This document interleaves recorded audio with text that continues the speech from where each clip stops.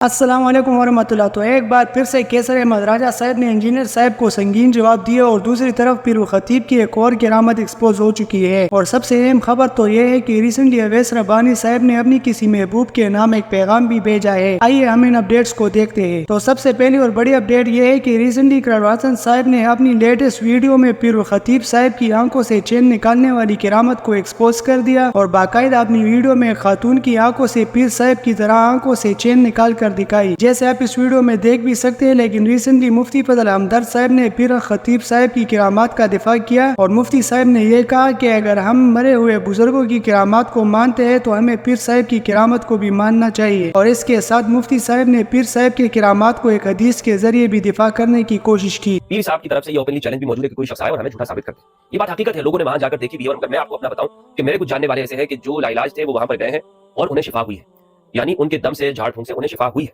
मसलन क्या लोगों के मुंह से अगर सुई निकालने वाला है, करामत नहीं हो सकती। जरूरी है कि आप जो बाबे मरे हुए हैं, जो दुनिया से पर्दा फरमा गए हैं, उनकी करामतों के ऊपर यकीन रखें। आपकी आंखों के सामने अगर एक शख्स करता है, आप कहते हैं ये शोभनाबाजी है, तो ठीक है, आपने जिस तरह करके दिखाया है आप जाके देख लें।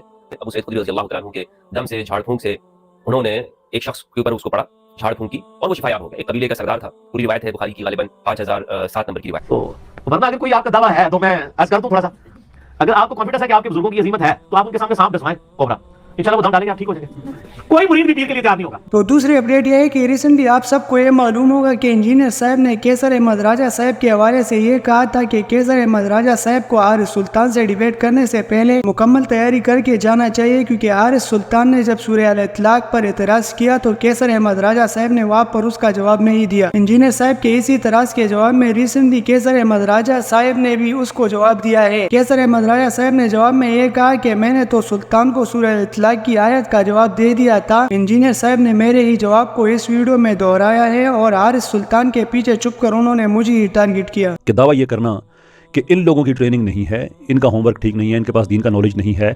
मैं बताता हूँ कि इसका जवाब कैसे दिया जाता है और जवाब बताते हुए आप वही जवाब रिपीट करते जो डिबेट में दिया जा चुका है। That's it, nothing new there. यार इस इंजीनियर साहब इस हद तक ना जाएं। ठीक है, इंसान की इंसान से मुखालफत हो जाती है, मेरी आपसे कोई ज़ाती मुखालफत नहीं है, लेकिन आप इतने दूर ना जाएं कि आप इन हरकतों पे आ जाएं।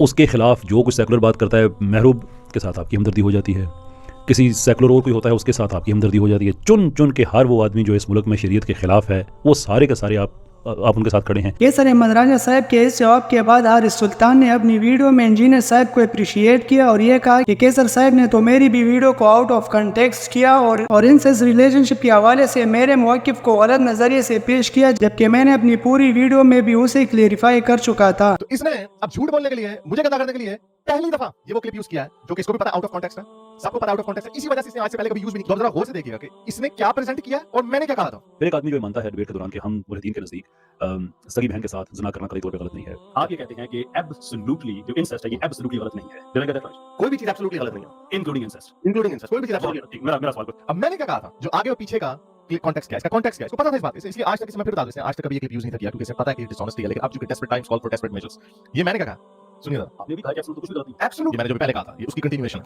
कुछ भी नहीं है, लेकिन हम अपनी अकल से चीजों को गलत डिक्लेयर करते हैं। मैं किस चीज़ पे बात करूं? मेरा ये दावा है कि एब्सोल्युटली फलसफे के अंदर एक प्रॉब्लमेटिक वर्ड है, इसलिए हम नहीं कह सकते एब्सोल्युटली किसी भी चीज को गलत नहीं कहा जा सकता। मुसलमान भी नहीं कह सकते, लेकिन इसका मतलब ये नहीं कि आप वो काम कर रहे हैं जो मैं कह रहा हूं कि एब्सोल्युटली आप इसको गलत नहीं कह सकते, इसलिए कह रहा हूं कि कत्ल के बदले सजा कत्ल है। हाँ नहीं, वो तब ठीक है, देयरफॉर इसका मतलब अब आप एब्सोल्यूट का वर्ड यूज नहीं कर सकते। और इंसेस्ट एब्सोल्युटली रॉन्ग है जैसे कह रहा है, तो आदम हवा के बच्चों ने सेक्स आपस में क्यों किया? नहीं, उस वक्त जायज था, एक वक्त जायज था, तो फिर आप इसको एब्सोल्युटली नहीं कह सकते। ये वो फलसफे की टेक्निकलिटी है जिसकी वजह से मेरे जैसा ऑनेस्ट बंदा ये कहता है कि एब्सोल्युटली नहीं कहा जा सकता। हाँ, उसको गलत कहा जा सकता है फलसफे की नजर में, कॉन्सिक्वेंशियलिज्म की नजर में। इसी पूरी कंट्रोवर्सी पर आप सब भाइयों की क्या राय है, कमेंट में हमें जरूर बताइएगा। ये तो दूसरे अपडेट। अब बात करते हैं तीसरे अपडेट के बारे में। तो तीसरी अपडेट ये है कि रिसेंटली अवैस रब्बानी साहब ने इनडायरेक्टली इंजीनियर साहब को मुखातिब करके ये कहा कि इंजीनियर साहब को भी 8 फरवरी के इलेक्शन में खड़ा होना चाहिए था। मेरे महबूब को इलेक्शन में जरूर खड़ा होना चाहिए और 8 फरवरी को उनको भी इलेक्शन लड़ना चाहिए। मैं, आप मुझसे पूछेंगे कि वोट किसको दूंगा, तो मैं तो अपने महबूब को दूंगा। उनका वोट इसमें बनता है, वो सियासतदान ही है, उनके ऊपर तमाम तर कलाएं मौजूद हैं जो एक सियासतदान में होनी चाहिए।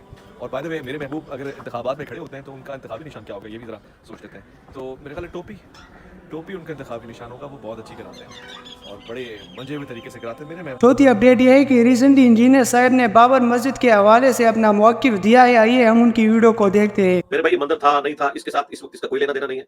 मैं इसके ऊपर पहले भी गुफ्तगू कर चुका हूँ काफी दफा, क्योंकि ये मसला आए दिन उठता रहता है। इस वक्त जरूरत यह है कि आप जो इंडिया के मुसलमान है, वो बजाय लड़ाई झगड़ा करने के, कत्ल गारत करने के, अपनी सियासी जो जिद्दोजहद है, पॉलिटिकल स्ट्रगल है, उसके ऊपर आप तवज्जो दें। ये मार कुटाई करने का कोई फायदा नहीं, उल्टा इस्लाम को नुकसान ही होगा।